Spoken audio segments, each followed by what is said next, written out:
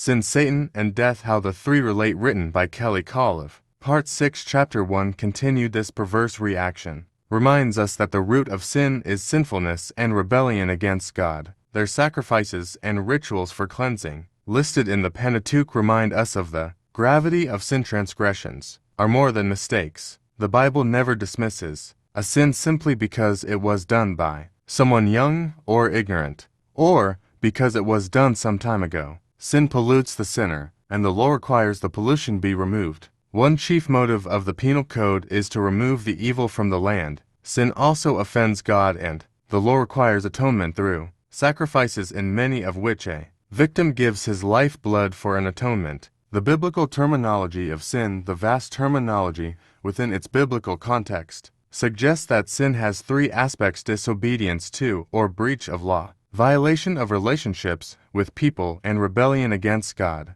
which is the most basic concept. The Bible typically describes sin negatively. It is lawlessness, disobedience, piety, unbelief, distrust, darkness, as opposed to light of falling away, as opposed to standing firm, and weakness, not strength. It is unrighteousness, faithlessness. The historical and prophetic books of the Old Testament illustrate the character of sin under these terms. From Judges to Kings, we see that Israel, for the Lord, who had brought them out of Egypt and established a covenant with them, they followed and worshipped the gods of the nations around them. Sometimes they served the Baals with singleness of purpose, filling Jerusalem with idols, and lawlessness reigned particularly with these kings. Ahab, Ahaz, and Manasseh. The sign of human sacrifice followed in the reigns of such kings. The existence of human sacrifice underscores the depth and gravity of sin. People can become so perverted and so self-deceived that they perform the most